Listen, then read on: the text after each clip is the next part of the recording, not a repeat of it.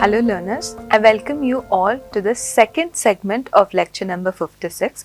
In the last segment, we looked at a general introduction to mediating investment disputes, and in this segment, we will be looking at mediation during the cooling off period.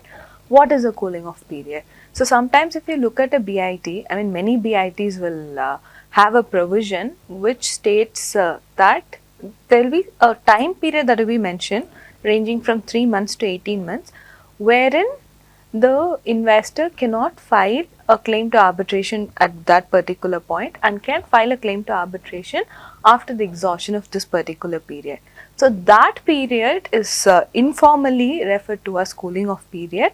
And what is the scope of that cooling off period? Burlington Tribunal had actually clarified what is the scope of this or what is the use of this cooling off period.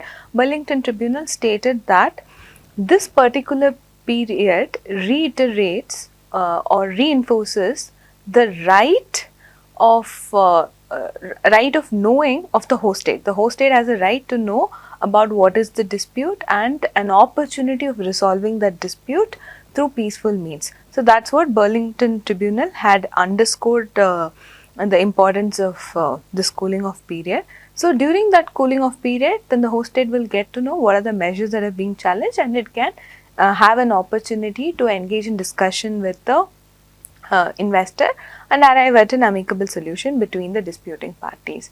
We can also see that the Murphy Exploration Tribunal actually had stated why this particular cooling off period should be looked as an obligation of means and not that of the result. Because in this case, what had happened was the claimant stated that they did not engage in a negotiation with Ecuador because other oil companies had a very negative consequence after having after engaging in negotiation with Ecuador. So they did not feel the need to have a negotiation with Ecuador.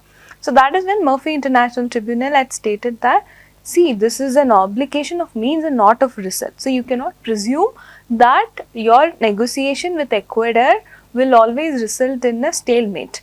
So then they also stated that Murphy International Tribunal had pointed out that this particular period should be used for exploring an amicable solution between the disputing parties.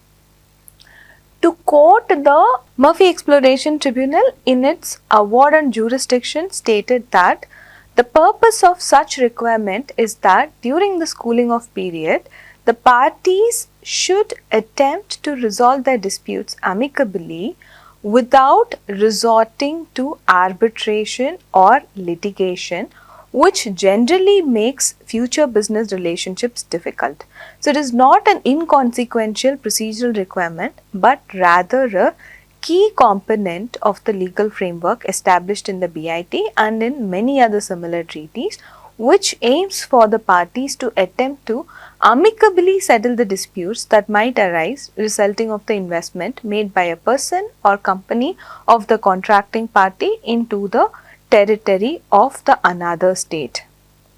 So Murphy Exploration Tribunal had actually stated that this is something not a procedural requirement, not a mere waiting period, but rather a chance for amicable resolution of the dispute. In fact, there are very few cases where the investors in the host state have sort of resolved their dispute during the cooling off period itself, but it is unfortunate that many investors view this as a mere waiting period or a procedural requirement. So now we've seen some cases there has been an amicable resolution, right? So what is the difference? So in case if the disputing parties are not very hostile to each other, then they could probably arrive at an amicable resolution of their dispute through negotiation itself. But if the animosity between the disputing parties is very hostile, then there may not be an effective communication between them. Then the chances of arriving at an amicable settlement for their dispute actually goes down.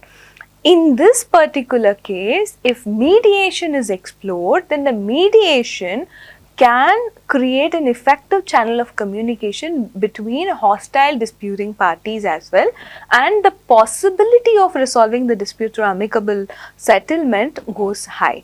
So that is why mediation could also be explored for resolving the dispute even during the cooling off period itself. If mediation is sort of explored during the cooling off period and that results in a amicable settlement, then it's fine. If it doesn't result in an amicable settlement, the rest of the dispute resolution mechanism provided in the BIT could be followed. That could be either exhaustion of local remedies, then going for arbitration. So here mediation is not replacing arbitration, but rather it is facilitating the resolution of investment dispute itself, and if the mediation fails, then the investor anyway has the option of going through the rest of the procedure mentioned in the bilateral investment treaty.